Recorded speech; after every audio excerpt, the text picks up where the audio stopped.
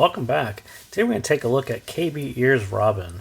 So Robin came out a little while ago. I had actually passed on it. I wasn't all that interested because I had reviewed the Lark, and the Lark wasn't my thing. And I assumed that this was just another in the series of the Songbirds. And I didn't like the first one, so I wasn't really going to pursue reviewing the second one. But, months later, the opportunity came up again. I'm like, yeah, sure, I'll give it a shot. So here we are, KBEAR's Robin. And again, like Lark, it is a very nice looking, nice design on the shell. This one is actually faded from blue to silver.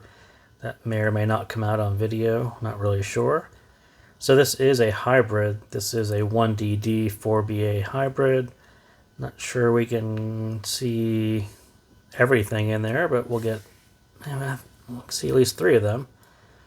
There's definitely a 4th one hiding in there as well, so not too bad. TFZ kind of square 2-pin. If you're into that, if you have some blonde cables around, they should almost fit over that. So not too bad. This is a very familiar KBEAR nozzle as well. This brass thick nozzle, nice mesh. So no real complaints. I think it is just as good looking as Lark, and that was, when they were hyping Lark really early on before they released it, and they were showing images of the design and the shell, and everyone was going nuts because it was sort of innovative and nice looking. And again, here we are with Robin and got no complaints. It's just a really nice looking shell. So the package itself, it looks like this. It comes with a really nice KBEAR carry case. Nice box that says KBEAR on it. Get 2 nice bags of tips, which is actually, these are I think the older style compared to the nicer KB07s, but not too bad for 2 sets of tips. Cable, you can kind of see this one is still tied up and right out of the bag. Not really my thing, but that is what the stock cable looks like, in case you were wondering. So not going to use that stock cable, but so here you can actually see what TFC looks like up close, and it's essentially similar to this half covered, half sleeved QDC, but the bottom is actually square instead of rounded, in case you were wondering what the difference is. So that's what's in the box, the accessories. I do want to thank the KBEAR official store for sending this one out to me. Today it is 11/11, so happy Singles Day for you folks. Today it's about $44.28, and I think the normal price is about $45, so pretty reasonable, quite affordable for a 1DD 4BA hybrid with a bunch of nice accessories, so no real complaints on the price or what's included. I think it's just a really nice package all around. So, number one, most important question, the only thing that I cared about, did it sound like Lark? And the short answer is no, it doesn't sound like Lark at all. Lark was a neutral, brightish, kind of a fast, more technical set. Robin is almost the complete opposite. It is a slower, thicker, bassier, more fun, very much like a BL03. If you're a BL03 fan, you're going to be a Robin fan. And there's sort of a slight difference because this is a hybrid. It's a 1DD 4BA, so some of those nitpicks that people had on the BL03 about clarity and detail, some of those are improved with this hybrid driver configuration. Some things are pretty much the same, like the speed and the thickness of the mids are kind of very similar to BL03. So not at all like Lark. Different tuning, and it's probably more like the KS1. I actually think it's more like the BL03. It's somewhere in between the two. But for those fans like me who like the BL03, this one feels right at home. It's very fun, very thick, very rich. Pretty much everything that you like about the BL03 is pretty much there in Robin. So the sound, like I said, it's a balanced, warm V-shape, a thicker note weight, very likable tuning. There aren't really any harsh spots to it. But, on the downside of that sound, and as you would say about the BL03, not overly technical, but considering it's a 4BA 1DD hybrid, it's actually quite natural sounding and coherent. It's kind of odd that you get that at an affordable price. It's usually they throw some cut rate BAs in there and it sounds a little too metallic or too sharp or too shouty. This one really focused on, the low end up through the mid range, and this part trails off a little bit, but the core and where this one really sits is just like BL03 in this kind of bassy fun area. So as you can see, the blue is BL03. It's slightly bassier. That's maybe a coupler difference. The two are pretty close, but I would agree that Robin is slightly less rumblier, if that's a word. So as you come through the mid bass, and Robin becomes a little mid bassier, and the blonde is just a little less, and they're kind of close, but I think it is a little bit more mid bassier. Then the mids, sort of V-shaped mids, they do have some recession to them, and it's noticeable. And on the other hand, they are thick and rich, more like a BL03, smooth, rich, heavy note weight, all those things that you would talk about on a BL03, very much there in Robin as well. So again, another gentle upslope, up gain here, just like the BL03. And then the treble, I think a lot of this is just the BA's measurement versus the BL03 1DD. The way this drops off the cliff at 10K, it's not quite like that when you listen to a frequency sweep.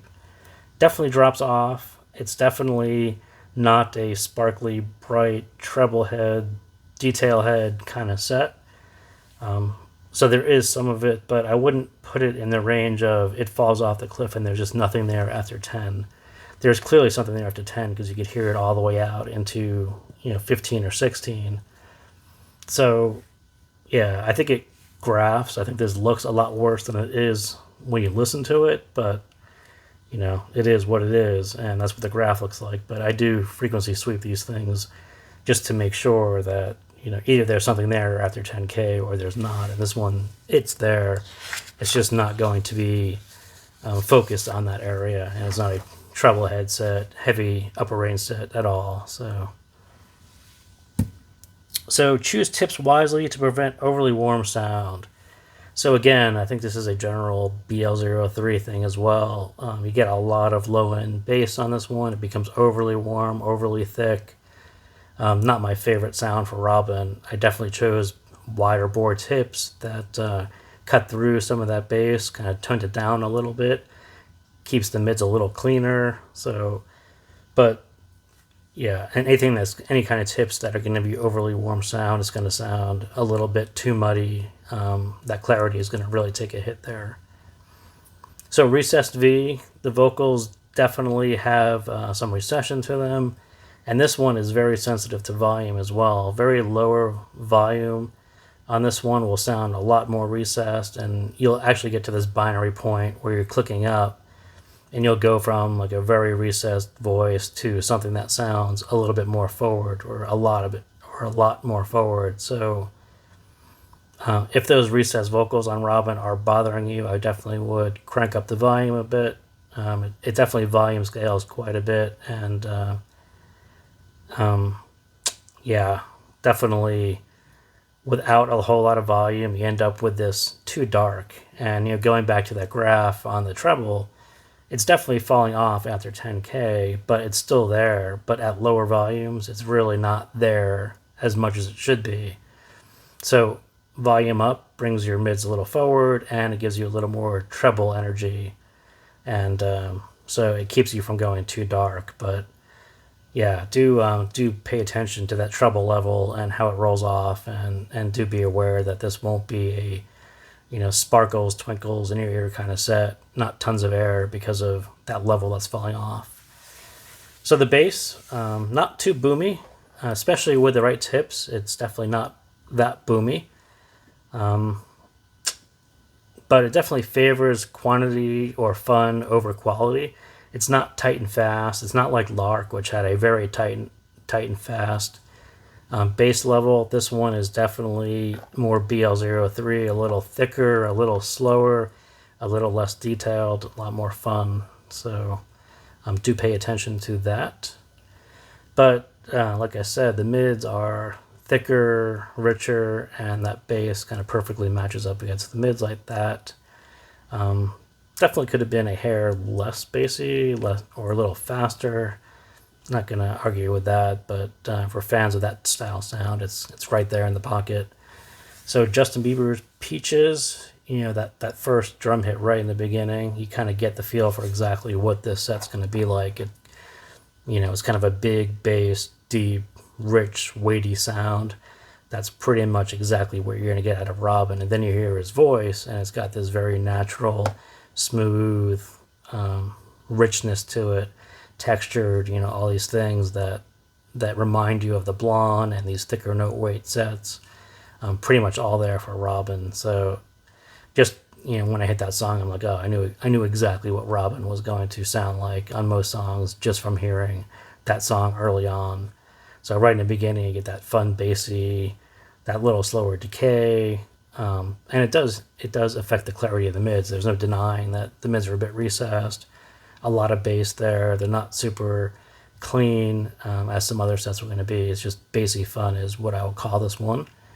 So the mids at lower volume, definitely, as I said, more recessed, so turn it up, and that helps a lot with the upper treble too. And when you consider the bass bleed and the treble roll off, it still maintains enough clarity and detail and resolution for really nice vocals. And again, I kind of said, when you look at the graph, it's kind of like this one isn't really going to be all that good, but it sounds a lot better than the graph.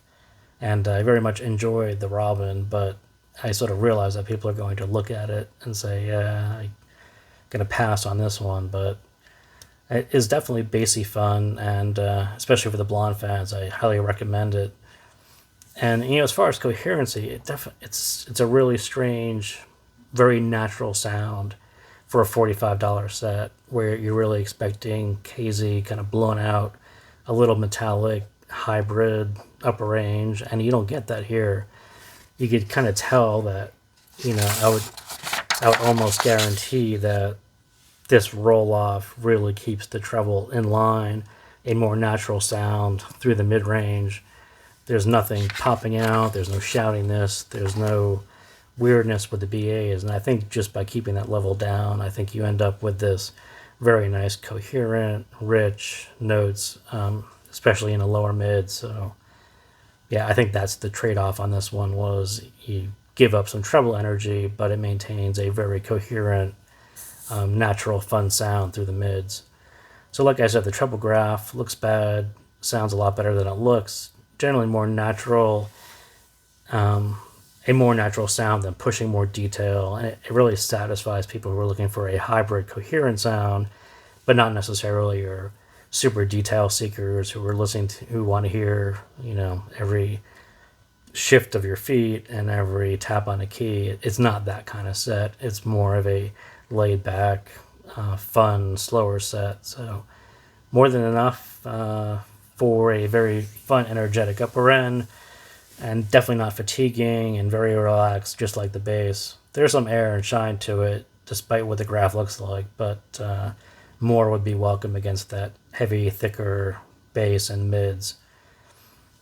A little more contrast from the upper end would have been, improved imaging and layering, all these other things that get kind of muddy on a slower, bassier set like this. So the stage, very good to average, and this is one of these sets where you'll listen to a couple songs and it'll sound quite good, a lot of depth and some really nice width and some nice height, and then you'll hear another song and then it pops right back to your ears.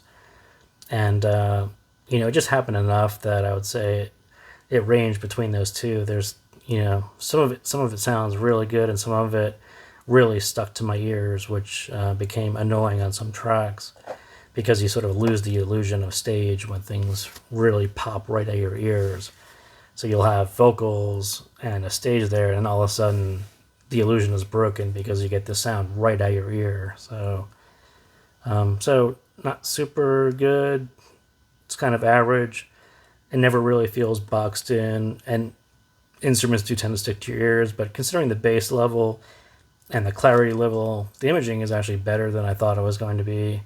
And I think that's the difference between just a 1DD bassy fun set and a 4BA. I think you do get a little better imaging and a little better layering, and all the technicals are kind of slightly better on a set like this than maybe on the same priced BA, but or same priced dynamic driver.